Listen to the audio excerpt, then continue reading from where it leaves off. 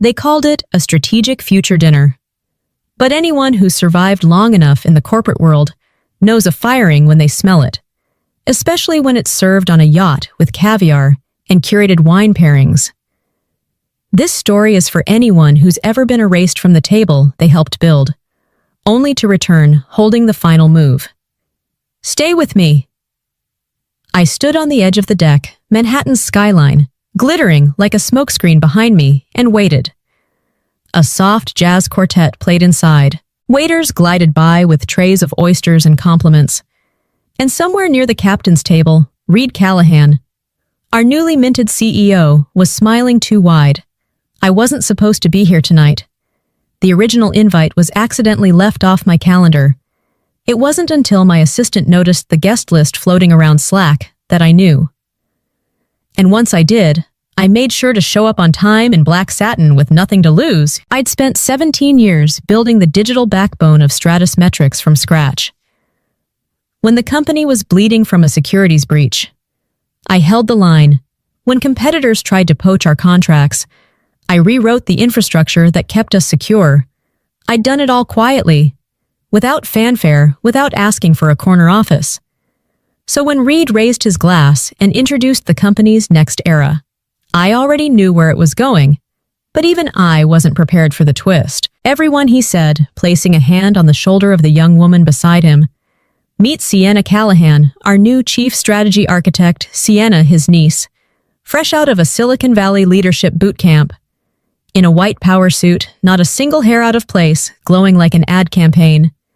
She clinked her glass against his. Time for some fresh air around here. And then the line that told me everything. Ilara's been an incredible foundation, but now we build upward. I nodded politely, smiled, let them toast, let them laugh. Because what they didn't know, what they never once stopped to consider, was that the entire security framework they were toasting on still had my name etched into its bones. I came into the office early the next morning, earlier than usual. The place was still half asleep. Just the cleaning crew finishing up, and the lights humming their low mechanical tune. No announcement had been made yet. No farewell memo, just the faint shift in how people avoided my eyes. I said nothing. I walked the floor like always, coffee in hand, pausing at my glass-walled office, only to see that the nameplate was gone. The gesture was quiet. Efficient. Corporate. I stepped inside anyway, logged in. My credentials still worked for now. I didn't flinch. I knew better than to ask questions in rooms where the answers had already been decided. Instead, I opened the admin console, pulled access logs, and backed up every version of the security framework I'd written since 2011. I archived system protocols, downloaded internal correspondence, pulled contracts, then moved to the legacy server and did what I knew they'd forget to do. I revoked every hidden superuser credential I'd ever created. And then I left behind a gift. Not a virus. Nothing illegal, just proof, documentation of ownership, timestamped, immutable, buried in a private developer node labeled simply Ilara V1, Zero Foundation. On my way out, I walked past the big monitor in the lobby where client logos rotated proudly. For a moment, I watched them flash by firms we'd secured through trust. Late nights, clean execution, names that meant something once, and then I stepped outside. The cold hit harder than I expected, even for October. I paused for a second, one breath, then kept walking. I didn't slam the door, didn't post a bitter farewell on LinkedIn. I didn't need to. Let them think I was done. Let them assume I walked out empty-handed. But the truth, I was walking away with more than they ever imagined.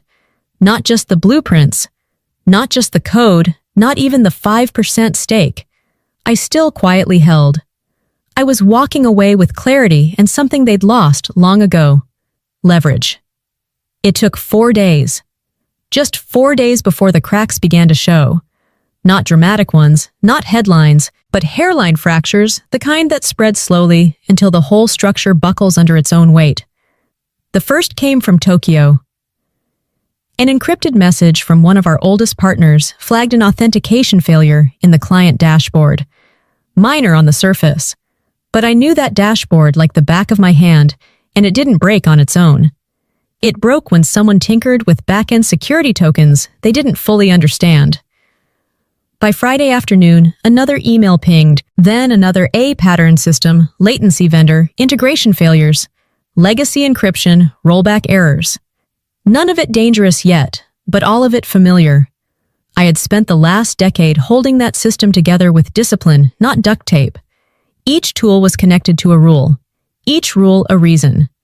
And now, with fresh vision at the helm, they were rearranging code like it was a Pinterest board. Sienna, in all her curated confidence, had hosted her first agile innovation sprint. Translation: 30 underpaid developers racing against artificial deadlines to impress a woman who had never built a single scalable system in her life. I watched from a distance.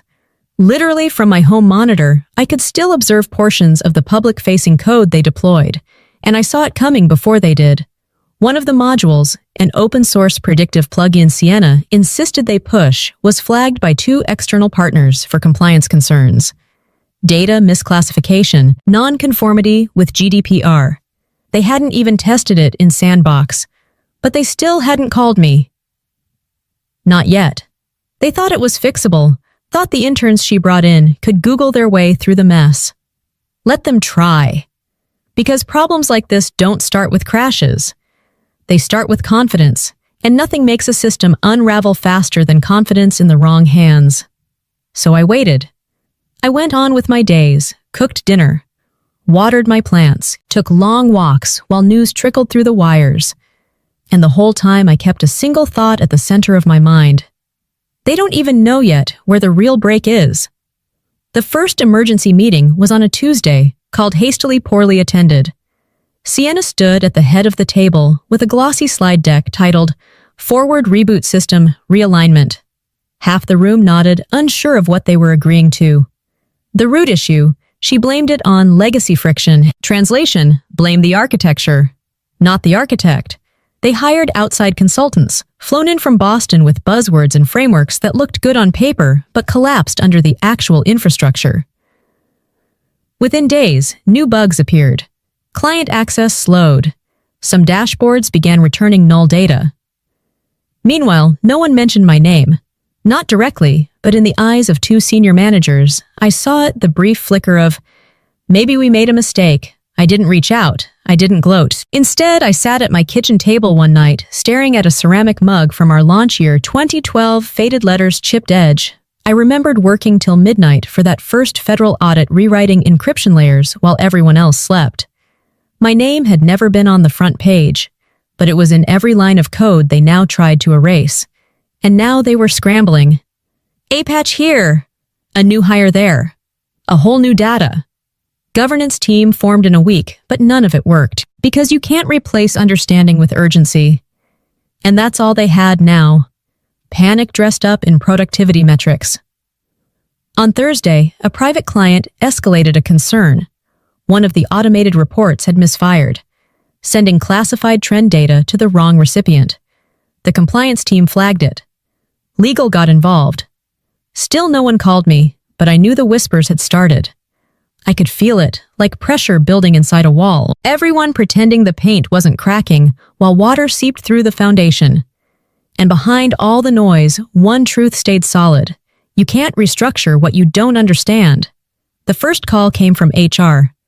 Polite, clipped with just enough concern to sound performative. We'd love to discuss a short-term advisory role, Alara, just to help stabilize things. You know, legacy knowledge and all that. I let her talk. The second call came from Reed himself. I let that one in, go to voicemail. Then came the email, subject line support during transition. Your insights matter. There it was. Not regret, not apology, just fear, lightly veiled in flattery. I didn't respond.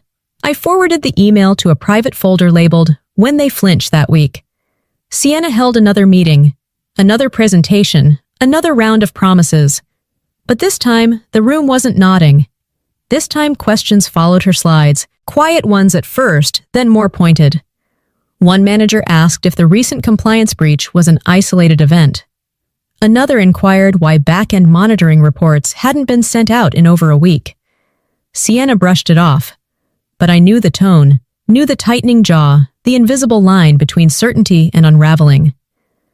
That weekend, I was in Chicago, meeting with the director of infrastructure at a major cloud services provider. We were collaborating on a pilot program I'd quietly joined just weeks after my departure. They didn't just want my input. They wanted me. By the time I got back home, another message waited.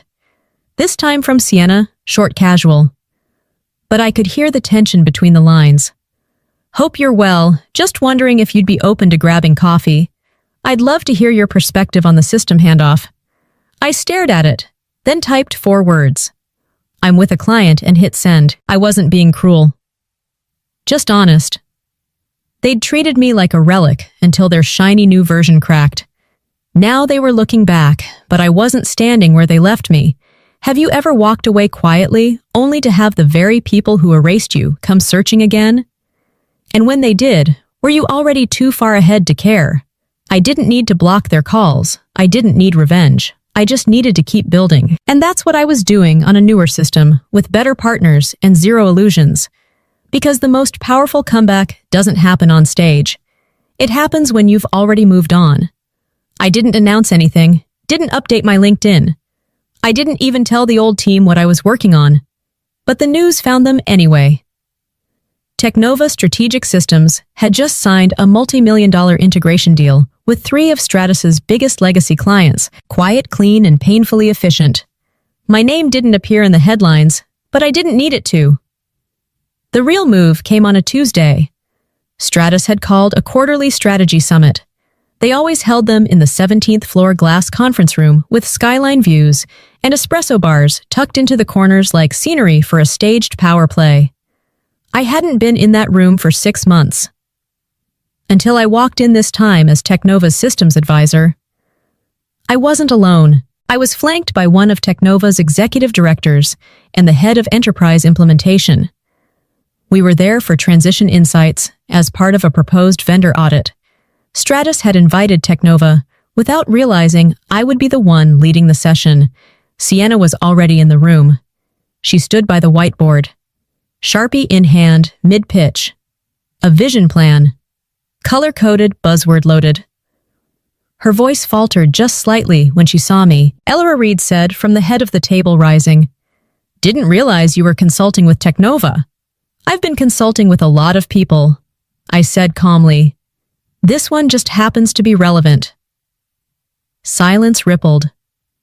Nobody knew where to look. I didn't raise my voice. I didn't grandstand. I simply opened my folder and began outlining the compliance failures, integration flaws, and procedural oversights. I'd observed now as a neutral third party, Sienna kept quiet. So did Reed. Their power wasn't gone, but its shape had changed. It no longer came from confidence. It came from fear. Fear of what else I knew. After the session, Reed approached me near the elevators. You're doing this to make a point. No, I said, pressing the button. I'm doing this to make it work. I wasn't back. I was above. Not because I wanted revenge, but because I'd outgrown the battlefield. It started with a resignation. Vanessa, head of operations, turned in her notice on a Monday morning, clean professional 2 weeks. No drama. But anyone paying attention knew what it meant.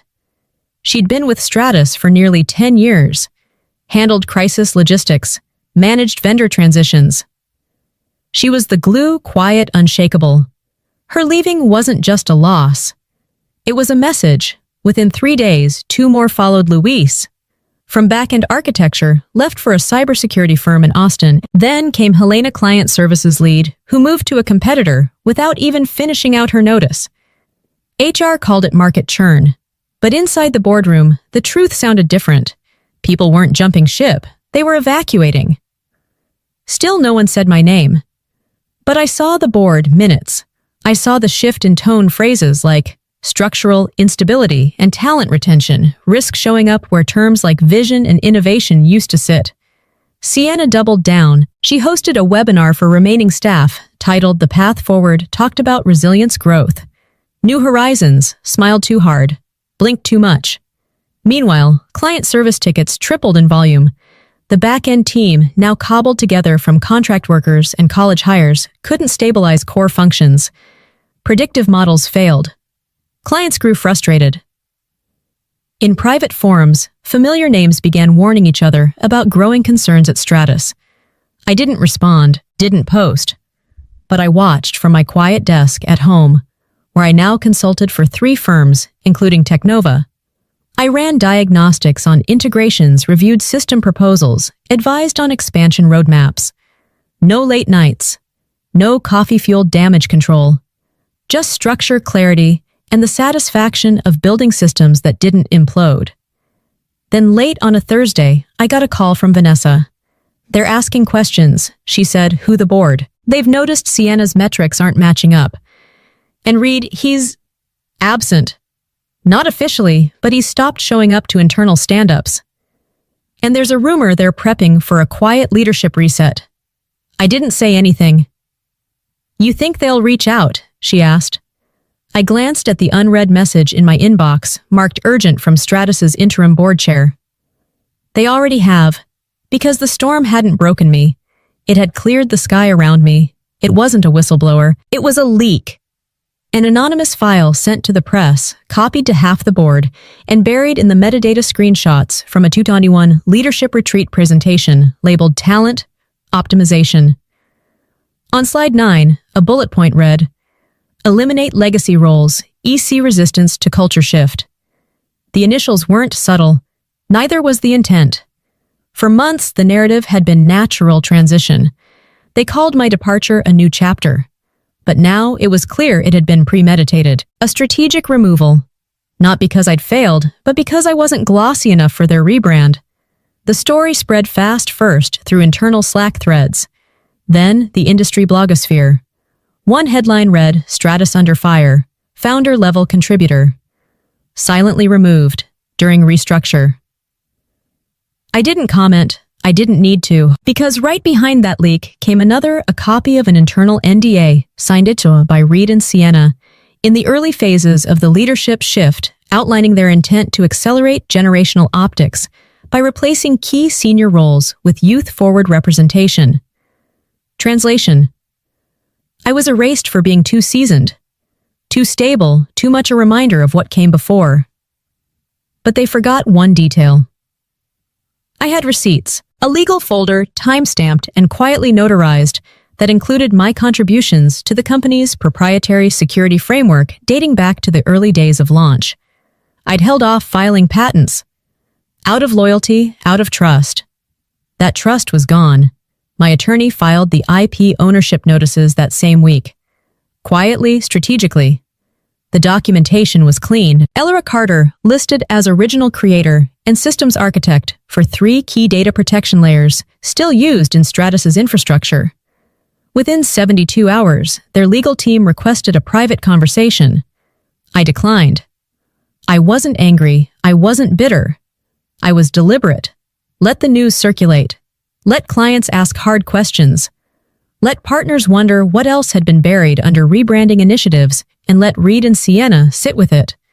Not because I wanted to humiliate them, but because they needed to remember some foundations aren't meant to be painted over, they're meant to be understood and respected. The board called a closed session. No press. No recording. Just 15 people in a room with a company unraveling at its edges. I wasn't invited, not officially. But halfway through the meeting, as arguments built around Sienna's leadership, one of the directors pulled out a thick folder, inside copies of the intellectual property filings diagrams, source code lineage, all tied back to one name. Mine. The room went quiet. "What are we using that we don't own one?" director asked. "Technically, we still have operating rights," someone muttered. "But not protections," the board chair clarified. "Not if the creator decides to revoke them." That was the shift. Not rage, not scandal. Uncertainty. The kind that makes investors hesitate, that makes acquisition partners revise their terms. Technova's interest in a merger hadn't disappeared, but they'd started asking pointed questions, not just about financials, but about stability. Who actually understood the systems? Who built them? Who could be trusted to steward them during a transition? And then came the formal proposal. Not from Stratus. From Technova. A structured merger offer contingent on the establishment of a neutral transitional advisory panel to oversee integration. The condition I would chair it, not as an employee, not as a returning executive, as an autonomous consultant backed by Technova's acquisition terms and legal framework. I didn't blink, I accepted. My first act wasn't dramatic. I didn't fire anyone, didn't clean house. I simply redrew the map. Split functions by competency, not politics. Reinstated system documentation protocols. Froze all front-end changes until back-end compliance was complete. Sent a memo to every department head. Effective immediately. All system modifications require my review. Not for control, for coherence. There were no applause, no headlines. But in the silence that followed, I felt the shift. Reed stepped down within the week, citing strategic exhaustion. Sienna was reassigned to an innovation sandbox, safe far from anything critical. And me, I didn't move into a corner office. I didn't want it. My seat was at the center, not of status, but of structure. I wasn't rebuilding the company. I was rebalancing it. Quietly, precisely. Without bitterness, because power isn't just about titles. It's about knowing what holds the walls up and being the only one who still remembers how they were built. I didn't move back into my old office. Someone asked me about it once. An intern maybe 2 weeks in. He said he thought I'd want the window view again. The corner desk, my nameplate. I just smiled. Some offices are for building things. Others are for remembering what you built. Instead, I worked from the strategy room. No title on the door, just whiteboards, fiber optics, and a lock. Only I had the code for. We didn't rebuild Stratus to what it had been. We rebuilt it into what it should have been. Functional, adaptable, and egoless. There was no press release, no ceremony. But the board quietly extended my contract for another year. Then another. Vanessa returned full-time as COO. Luis rejoined on the systems side under a hybrid CTO model. We didn't talk about loyalty. We talked about systems that respect the people who hold them up. In the spring, Phoenix Capital finalized the acquisition. Not a hostile takeover, but a steady handoff. The transition team included 3 of my former analysts, a new security director I'd personally mentored, and 1 junior staffer from the operations department who had once stayed late to fix a reporting error. No one else even noticed I invited her to join the audit team. She cried in the hallway. Said no one had ever noticed her work before. I just nodded. You did it right. That's all that counts. That summer I stepped back. Officially, I didn't vanish. I became what I had always been. At my best, the steady voice behind the systems, not the face in the photo. My laptop still hums quietly. Each morning on the kitchen counter, right next to the same chipped mug from our first year. I log in, check the logs, skim the tickets. Not because I have to, because I care. Sometimes I watch the dashboards run smooth and silent and think, this is the reward, not the money, not the recognition, the continuity, the fact that the thing I built still runs even without my name at the top of the org chart. A few weeks ago, I got an email from Celeste Ramos, subject line, Legacy. Yours, she wrote. You didn't just fix the system, you redefined what leadership looks like when no one's clapping. Thank you for reminding us that power doesn't need noise, it needs clarity. I didn't reply, but I saved it. Some legacies aren't loud, they're coded in silence. Have you ever been the one quietly keeping everything running until the moment you weren't there, and suddenly everything felt the gap? Tell me your story, I'm listening.